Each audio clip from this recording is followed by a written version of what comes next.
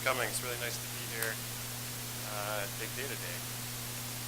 So we're going to talk about telling stories with data today and why that's important and how to do it well to generate an impact.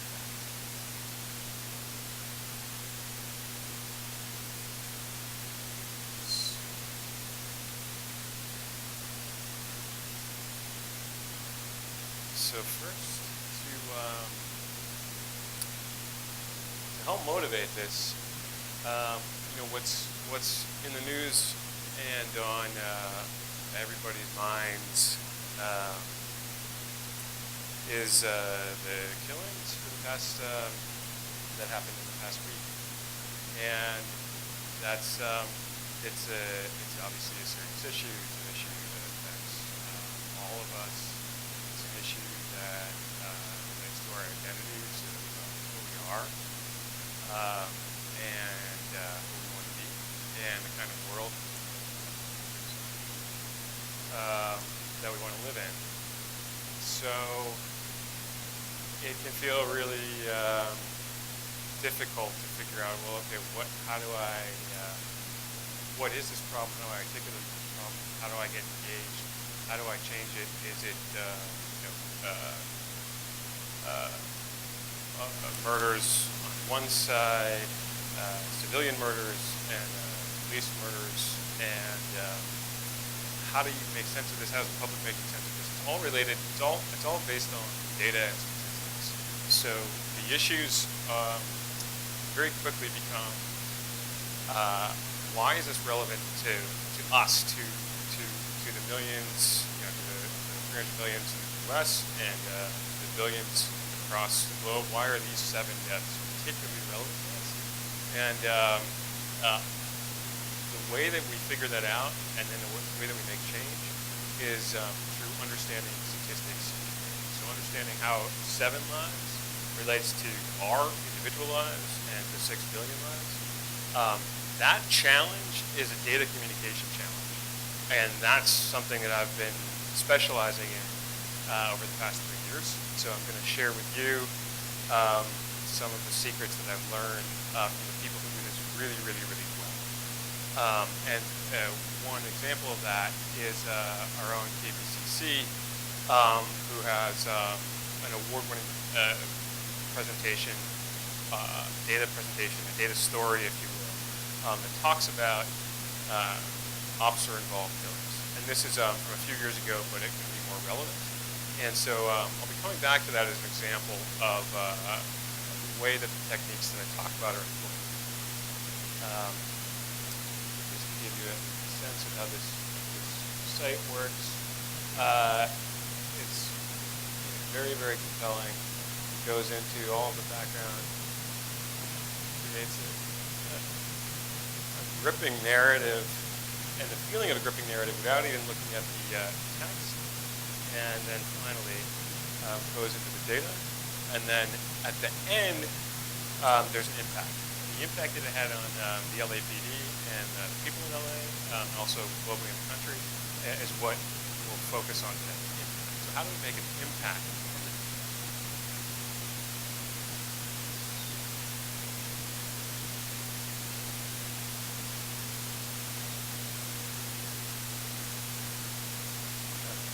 And to let you know, I'm going to finish with hopefully 10 minutes for Q&A. And for that, what I'd love to do is get some of the data storytelling challenges you have, maybe take 1 or 2 to walk through the process to make it applicable to what you're working on. And because there is a lot of people, we don't have too much time. Dave at datascience.com, please help me follow up. Okay, so as data scientists, statisticians, data analysts, this is what we're trying to make known. In this case, we've got a classification algorithm. This is what we do with data science, I should mention, is that we do machine learning and cognitive computing for the enterprise, so for large companies. We go in there and allow them to use all the same machine learning, artificial intelligence, applications that Google or Facebook might use, at huge fraction of the cost, sort of 1,000th of the cost of maximum effectiveness. And I can tell you how we do that. It'll be another topic. So anyways, what we're dealing with, we're trying to communicate, in this case, a classification algorithm, or really just a basic probability distribution in order to make an impact. It's really, really difficult to see how we could do that. But if you keep thinking about impact, then with some elbow grease, you can make it. So what we do is we want to try to turn these into the compelling story that captures the attention of the public. In this case, it's related to bicycle safety in Los Angeles. By way of talking about probability distributions, in this case, talking about classification algorithms in a way that applies to Game of Thrones, to make it really, really compelling to explain to the public what we're talking about. And so there's a framework that we can evaluate. I'll tell you what the framework is. It's 4 main elements. So there's origination, data diving, story weaving, impact. The key is that you focus on the impact that you want throughout those steps. Sometimes, or always, in data science, it can seem almost too easy to run an algorithm in sklearn and pop out a graph. Okay, well, not that easy, but still pretty easy to do that, apply to a public data set, and create something that's maybe compelling to the broader public. It's very, very, very challenging. And so it requires view of the impact. So the framework is origination, data diving, story weaving, and impact. So I'll go through each of these. So origination. I'll go through them fairly quickly and then go through some examples to relate to details. So for origination, this is the very beginning where you decide that you're going to try to make an impact with a particular data store, particular set of statistics. So this includes that moment, the aha moment where you realize this is something that's compelling that I want to tell the public about, or I want to tell my organization about. There's a resolve where you get permission from your boss, or you are the boss, and you decide to go ahead and do this. And then there's the impact throughout, which is what do you want to do? What are you trying to change? So that's the origination phase. So in our case, for the LA Times story on the traffic patterns and bicycle safety, what my goal was to talk about open data, why open data is so critical. And so in the ideation phase, if we could turn down, I think it's a little bit of distortion on the mic. Turn it down just a time. So in the ideation phase, I realized that for open data, Vision Zero is a program that LA had just adopted, and this would be perfect to talk about how open data is so critical. So that was where the idea. The next phase is the data diving phase, and for data diving, there's data collection, data analysis. But the key thing I want to emphasize is the budget to allow for lots and lots of time, because there will be lots of unexpected aspects that you'll encounter throughout the data dive process.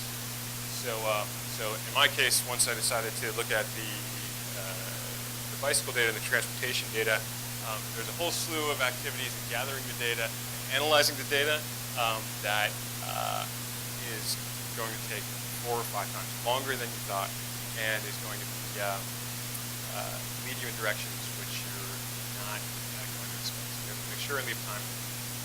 And story weaving is the fact that now that you have some sort of result, you want to think about storytelling. How does storytelling work? Why is storytelling important? What is storytelling? That's things like the narrative, the design, and how you want to work with the press. So two concepts I want to leave you with the storytelling. So one is from cognitive neuroscience. The idea I was going to draw it on the board, there isn't a board here, but if here's a big circle, and then there's a little dot in the circle right here, and then there's a bigger circle right here. So you can picture this is a brain, here's a little dot, here's a big blob. So this little dot would be your emotional center, amygdala or the lizard brain, and this big blob over here would be our prefrontal cortex. And when we were in the lab, what we learned in the field of neuroeconomics and cognitive neuroscience is that there is a conflict in your brain that you can watch between the prefrontal cortex, which is your thinking mind, and your emotional mind, which is amygdala or the lizard brain. Oversimplification, but vastly true, and the more we study it, the more and more we find that it is true. So with storytelling, what you're trying to do is to allow the prefrontal cortex to bring imagined emotional sensations to the amygdala, to your emotional center, to change the patterns, your emotional responses to something. So for example, if I start talking to you about statistics, your mind might dull. And I start talking about the statistics of killing, officer-involved shootings, and racial profiling. The numbers might dull your brain. If I show you a picture, or if you see a video of someone being shot on the internet, that's going to have an immediate response. And I think we've seen that emotional response, maybe even felt that over the past few days. What you do with storytelling is you simulate that emotional response. When you read a good story, you watch a good movie, you're simulating that emotional response, and you can actually change the behavior. So that's a really fun concept we'll talk about more. The other one is that there's a science to storytelling. And does anybody know who this is? Vonnegut, good. Yeah, Feynman, Sagan, Vonnegut, it's like, were they all the same person? Some sort of like, probably somebody from the future came back and, I don't know, made all three of them, or is all three of them. Anyway, so, but yeah, this is Vonnegut. And what he has up there is, I don't know when this was, the 70s maybe, or 80s. So it's a graph of halfway of the story. And at the top is good fortune, at the bottom is bad fortune, the beginning over here, end over here, and what these are curves of different stories. And this one here is Cinderella, and starts off really, really bad fortune. She's in bad shape, and then she starts getting stuff. I think she gets like clothes and stuff. It's like, I'm never going to let my 3-year-old read Cinderella, but she has whatever, clothes, makeup, blah, blah, blah. Things start getting better. And then she goes to the ball, and then there's a big drop right there, where the clock strikes midnight. And then things start to get better again, and the prince actually, thinks she's all right despite the lack of makeup. I don't remember the story exactly. And then there's infinite happiness at the top. So this is science. So he sort of anticipated the science. The paper came out last week showing the most resonant formulas for storytelling. And here's 6 of them. So you can Google Vonnegut. Highly recommend Googling the Vonnegut presentation. And then you can also Google this, these stories out of the University of Vermont, where they've mapped the efficiency of different story patterns. There's a way to tell stories to make impact, and you should be thinking about that, choosing one, keep that in mind. So that's storytelling. In our place, we went through a number of ideas for narratives to make this compelling. So alcohol-related collisions was one of the things that we had talked about in narrative. And then finally, there's the impact. So once the story's done, you want to figure out how you're going to launch it and what the response is, how to prepare for that launch, and how to anticipate your interaction. So let me go through a couple of examples. And the last example here will be Oxford.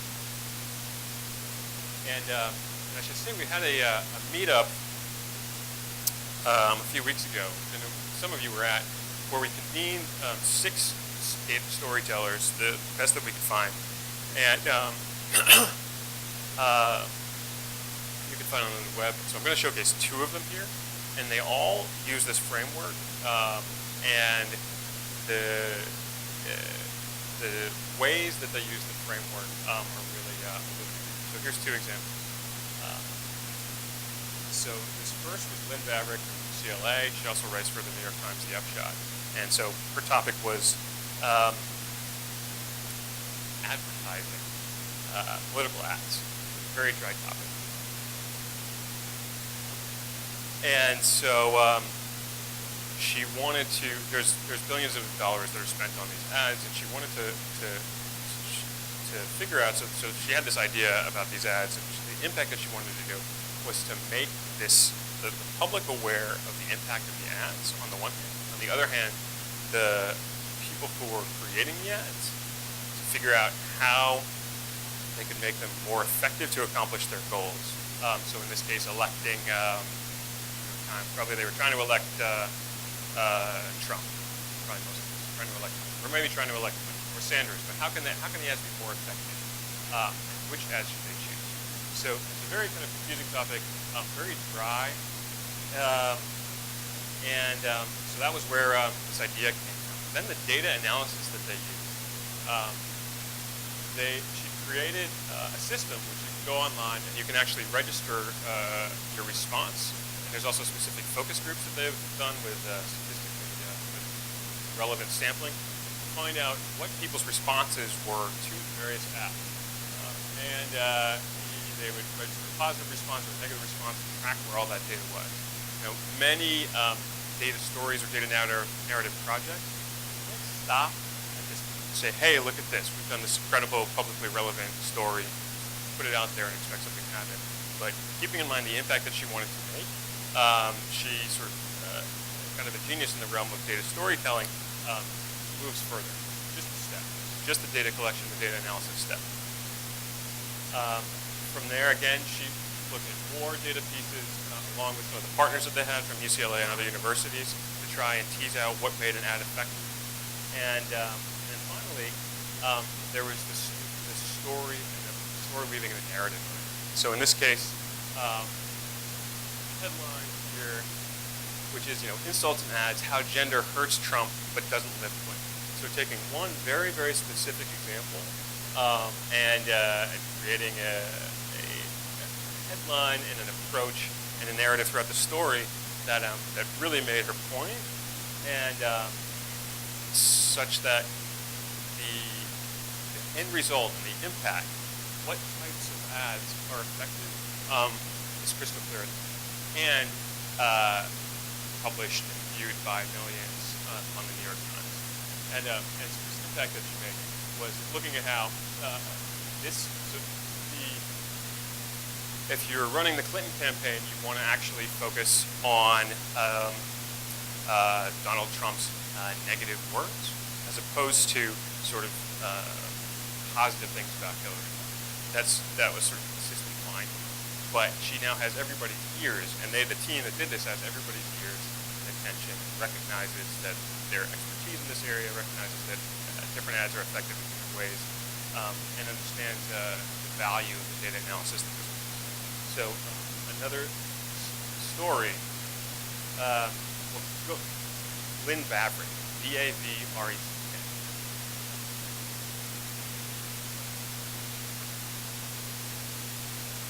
And going from a really complex topic, very complicated data analyses, to really a crystal clear message. So the other example I'll go through is the KPCC example where they were working with officer-involved shooting, and in this case with public data sets, there was very, very little that was digital. There was reams and reams and reams of paper that they had to start with to try to identify, classify shootings based on different variables to understand who was armed, who was not armed, what the individual story is. So moving from there was the data analysis phase. There was days and days of time spent coding each individual document for all the shootings, and working through all the backgrounds of the legal documents with Freedom of Information Acts on the reports. Then the narrative phase. So after the data analysis phase, the narrative phase, which they put a lot of incredible time and artistry into. And so one of the techniques that they use, which has been talked about on ProPublica, which is a public-facing data-driven news organization, is that you want to work on the near and the far. So you want to work on, or from far to near is the direction. So from far away, so there's something that impacts lots and lots of people there's lots of big numbers, and you want to try to highlight that. And then you want to zoom in far to near to a individual story. So there's a really good job of crafting that, very intentionally crafting that far view, and then zooming in to a near view, where every single shooting that you can see here through the site, you can then go ahead and find the actual story of the killing, who was killed, what the circumstances were. So all of which made it incredibly powerful. And in terms of the impact, just a few of the things that happened in that story, where there was for the first time the LAPD, or one example, the LAPD recommended charges against an officer for the shooting of an unarmed civilian. And I think to the benefit of the police department and the public and future potential victims of this shooting, that had a major impact. It was really a sea change. The local population and papers recognized the police department for making a change, and changes made, which hopefully we'll see benefits. There were lots of other impacts from this. So again, what we've got is we go from this and focus on impact through the process of the data analysis to the narrative to the actual output of the story and the impact we're trying to make. Continue that thread, then we can go from these kinds of equations to really great success in getting our narrative across. Some of the examples of the stories that we've done in our program, communicating the value of open data to the public and data science. Thank you.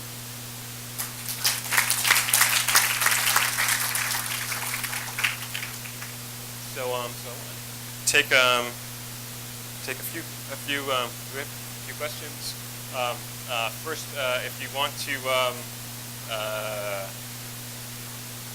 we have a meetup called Data Forward, which is a very exciting sort of global meetup. It's going to be based here in LA on topics that are going to impact data topics with a global impact.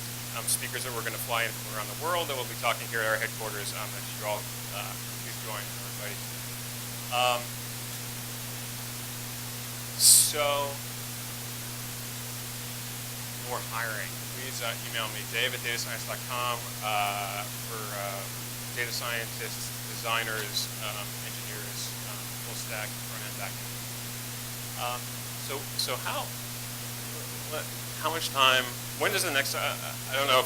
Yeah. We're supposed to wrap at 11 a.m. Okay. So 5 minutes of questions. Great. So the next talk started at 11:10, I think. So we'll do 5 minutes of questions here. Please try and stay 5 minutes.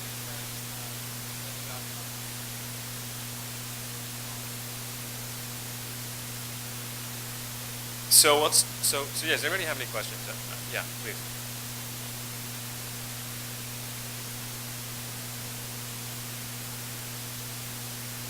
Yeah. Yep.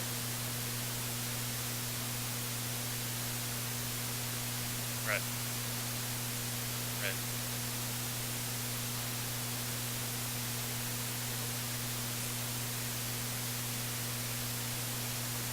Yeah, it's a really good question. So the question is, okay, well, since when we're making a decision with our emotions, we make the wrong decision so often. Well, how does drawing out emotional how does drawing out the emotions of people not conflict with that? And so the answer there is in keeping that in mind. So keeping in mind that you need to engage the emotions to get people's attention, to get them to care, and then essentially by creating a story, you are being the prefrontal cortex or the brain or the thinking part for them. You're kind of letting someone kind of sit back. Let's say it's an executive at your company and you're making a presentation to them. you're letting them sit back and you're engaging them emotionally by talking about how in the Bachelorette, which is some analysis that we're doing right now, and your executive was a really big fan of Derek, and Derek's gone. So how many people watch The Bachelorette? Okay. Even the people who watch it were giving me blank stares, so maybe I have plotted a little wrong. But the idea is that you're emotionally engaging someone, and then you're doing the thinking for them with your story. So any story, it's giving you a message, but you've done the thinking on the back end, so you emotionally engage someone, and then you tell them the answer. You've done the thinking on the back end. All they have to do is essentially trust you and care about it. So that's something that you really do want to keep in mind. But you're doing the thinking. One more question. Yeah. Yeah.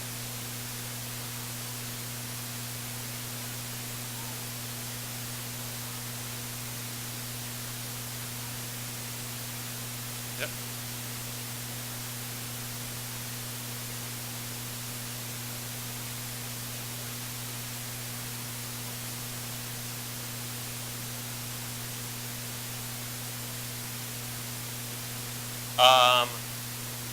Absolutely. Yes, I absolutely am. And honestly, it's always artificial. I mean, this whole idea of like ups and downs and highs and lows. I mean, this is just in our. It's just a human thing. I mean, it's not real, I guess. So we've got logical stuff, and we've got the objective answer for the goal we're trying to achieve. The emotional stuff, it's it's a layer on top of it. It's a layer of feelings, but it's a tool that you can use to achieve your objective aims. And the idea here is that we're all being objective. We want to make the world a better place. We want to have less divisions between us, or we want to increase our profits. So we have this objective, carefully thought out goal, but then we can use these these storytelling techniques the same way they've been used on us since we were kids to accomplish those goals. But yeah, we don't, without getting caught up that those peaks and valleys are actually reality. It's just a tool maybe that Vonnegut or hopefully you use to accomplish. All right, thanks so much, you guys. Really appreciate it. Please contact me with any questions.